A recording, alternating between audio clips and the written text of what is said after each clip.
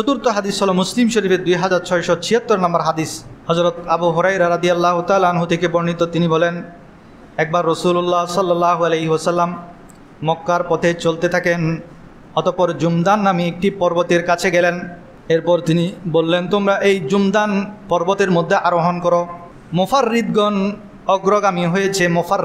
মুফাররিদগণ অগ্রগামী হয়ে গেছে। সকলে প্রশ্ন করলো, ইয়া রাসূলুল্লাহ, মুফাররিদ কারা? সাহাবায়ে কেরাম বুঝে নাই মুফাররিদ কারা, আমরা কিভাবে বুঝবো?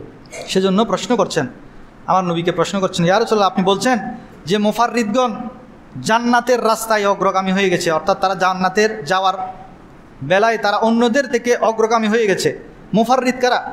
সাহাবীরা আমার নবীকে প্রশ্ন করছেন। তখন আমার নবীজি বললেন, আয-যাকিরুন আল্লাহ কাসীরান ওয়া যাকিরাত, যারা বেশি বেশি আল্লাহর জিকিরে নিয়োজিত নারী এবং পুরুষ, বেশি বেশি আল্লাহর জিকির করে নারী, বেশি বেশি আল্লাহর জিকির করে পুরুষ, এই সমস্ত লোকগুলো হলো মুফাররিদ, যারা জান্নাতে যাওয়ার বেলায় অগ্রগামী হয়ে গেছে।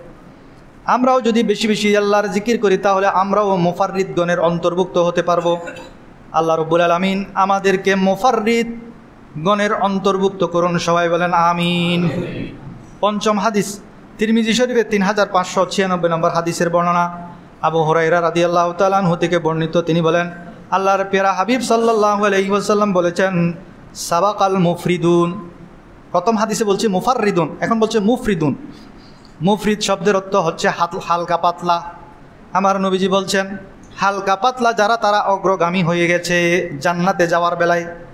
সাহাবীরা আবার প্রশ্ন করেন, ইয়া রাসূলুল্লাহ, মাল মুফরিদুন, মুফরিদুন কারা? হালকা পাতলা কারা? আমরা তো মনে করব যে মোটা তাজা নয়, যার শরীরে গোস্ত কম, সেই হালকা পাতলা। কিন্তু আমার নবীজি বলছেন, ক্বালা আল মুস্তাহতারুনা ফি যিকরিল্লাহি ইয়াদআ যিকরু আনহুমুল আসকালাহুম ফায়াতুনা ইয়াউমাল কিয়ামাতা খিফাফা। যে সমস্ত লোক আল্লাহ তাআলার জিকির করতে করতে তাদের পাপের বোঝাটাকে হালকা করে ফেলেছে, তাহলে বোঝা যাচ্ছে জিকিরের দ্বারা পাপ মোচন হয়ে যায়। তা আমার পাপের বোঝা অনেক বড়, তে আমি কি হয়ে গেলাম? পাপের কারণে আমার বোঝাটা ভারী হয়ে গেল, আমি ভারী হয়ে গেলাম, আমি মোটা তাজা হয়ে গেলাম পাপের কারণে। কিন্তু আমি যখন জিকির করব, জিকির করতে করতে আমার ওই পাপের বোঝাটা হালকা হয়ে যাবে এবং আমি হালকা পাতলা হয়ে আল্লাহর সামনে উপস্থিত হব এবং আমি অন্যদের চাইতে জান্নাতে যাওয়ার ক্ষেত্রে অগ্রগামী হয়ে যাব।